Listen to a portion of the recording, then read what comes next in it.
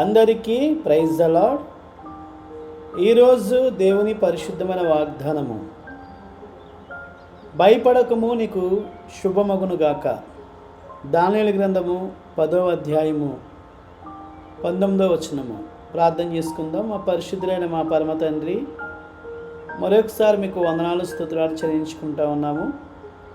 మీ యొక్క వాక్య లేఖన భాగాల ద్వారా మరొకసారి మాతో మాట్లాడమని మీ కృపగల హస్తాలకు మమ్మల్ని అందరినీ అప్పగించుకుంటూ, సమస్తమైనటువంటి ఆధిపత్యం మీకు చెల్లించుకుంటూ, యేసునామమును స్తుతించి ప్రార్థించి బ్రతిమారి వేడుకొనుచున్నాము పరమ తండ్రి, ఆమేన్. ఈ వాక్యాన్ని క్రమం తప్పకుండా వింటున్నటువంటి ప్రియ సహోదరుడ సహోదరి, మరొకసారి ప్రభు పెట్టి మీ అందరికీ కూడా వందనాలు చెల్లిస్తున్నాను.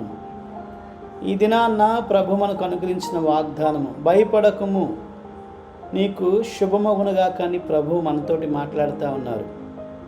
మానవ జీవితంలో మనకున్నటువంటి పరిస్థితులను బట్టి, మనకున్నటువంటి స్థితిగతులను బట్టి మనం అనేక సార్లు భయపడేవారిగా ఉంటామని ప్రభు ముందుగానే ఎరిగి బైబిల్ గ్రంథంలో 300 సార్లు భయపడకము అనే మాట రాయబడినట్లుగా మనము గమనించవచ్చు. ప్రియ సహోదరుల సహోదరి, నీవు ఏ పరిస్థితులు బట్టి భయపడుతూ ఉన్నావో, నీ భవిష్యత్తు గురించి నీవు భయపడుతూ ఉన్నావా? నీ ఆరోగ్య సమస్య తీరడం లేదని భయపడుతూ ఉన్నావా? నీకున్నటువంటి ఆర్థికపరమైన ఇబ్బందులను బట్టి నీవు భయపడేవాడిగా ఉంటున్నావా? నీ బిడ్డల యొక్క ఆరోగ్యం కొరకు నీవు చింతించేవాడిగా ఉంటున్నావా?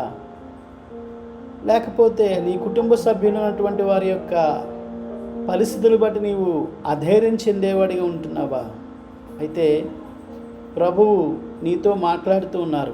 నువ్వు ఏ పరిస్థితుల్లో ఉన్నప్పటికీ కూడా ఆ పరిస్థితులను బట్టి నీవు భయపడవలసిన అవసరం లేదు. కానీ నీ జీవితంలో ప్రభువు నీకు శుభాన్ని దయచేసేవారిగా ఉన్నారని, నీకు ఆయన తోడుగా ఉండే దేవుడుగా ఉన్నారని వాక్యము సెలవిస్తూ ఉంది. దానియేలు కూడా ప్రభు సన్నిధిలో ప్రార్థన చేస్తూ ఉన్నప్పుడు దేవుడు తన దూతను పంపించి దానియేలును ధైర్యపరిచినటువంటి సందర్భాన్ని మనం జ్ఞాపకం చేసుకుంటూ ఉన్నాము. దేవుని వాక్యము మనల్ని ధైర్యపరిచేది, మనల్ని ఆదరించేది, మనం భవిష్యత్ కాలానికి మనల్ని సిద్ధపరిచేదిగా ఉన్నట్లుగా మనం గమనించవచ్చు.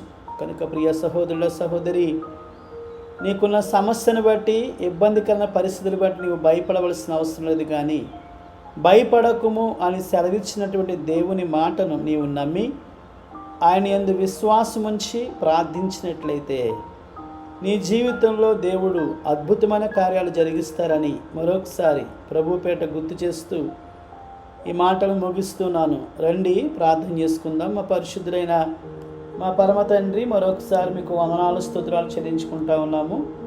మరొక సమయంలో మీ పాసందులో చేరి విధంగా ప్రార్థించే సమయాన్ని మీరు మాకు దయచేసినందుకే వందనాలు స్తోత్రాలు. భయపడకము నీకు శుభమగునుగాక అనేటటువంటి మాట ద్వారా ఈరోజు మాతో మాట్లాడినందుకే వందనాలు స్తోత్రాలు. ఈ వాక్యాన్ని వింటున్నటువంటి ప్రతి కుటుంబాన్ని పేరు పేరున ధైర్యపరచండి, వారిని ఆదరించండి, మీ కృపలో ముందు కొనసాగింపజేసి మీ నామానికి మహిమ తెచ్చుకోమని ప్రార్థన చేస్తున్నాను తండ్రి. గొప్ప దేవ, మహిమ కలిగినటువంటి దేవ, మహారాజా, మారని మార్పు చెందినటువంటి దేవ, యుగయుగములకు ఒకటే రీతిగా ఉన్నటువంటి దేవుడు అందుకే మరొకసారి వందనాలు స్తోత్రాలు. ఈ వాక్యాన్ని వింటున్న వారు ఏ భయముతోటి, ఆందోళనతోటి, దిగులుతోటి అయ్యా మరి ఇబ్బందితో ఉన్నారో వారిని కనికరించి వారికి ఉన్నటువంటి భయానకమైన పరిస్థితి నుంచి బయటకు తీసుకొచ్చి మీ నామానికి మహిమ తెచ్చుకోమని తండ్రి. మీ కృపగల హస్తాలకు మమ్మల్ని అందరినీ అప్పగించుకుంటూ, సమస్తమైనటువంటి ఆధిపత్యం మీకు చెల్లించుకుంటూ, మీ కృప కనికరం కొరకే వేడుకుంటూ, యేసుక్రీస్తు వారి అతి పరిశుద్ధమైన శ్రేష్టమైన శక్తివంతమైన నామములో స్తుతించి ప్రార్థించి బ్రతిమారి వేడుకొనుచున్నాము పరమ తండ్రి, ఆమేన్. మన పరమ తండ్రి అయిన దేవుని ప్రేమ, కుమారుడైన యేసుక్రీస్తు కృప, పరిశుద్ధాత్మని యొక్క అన్యోన్య సహవాసము కూడి ఉన్న మనకును సకల పరిశుద్ధులకును సదాకాలము తోడే నడిపించునుగాక, ఆమేన్.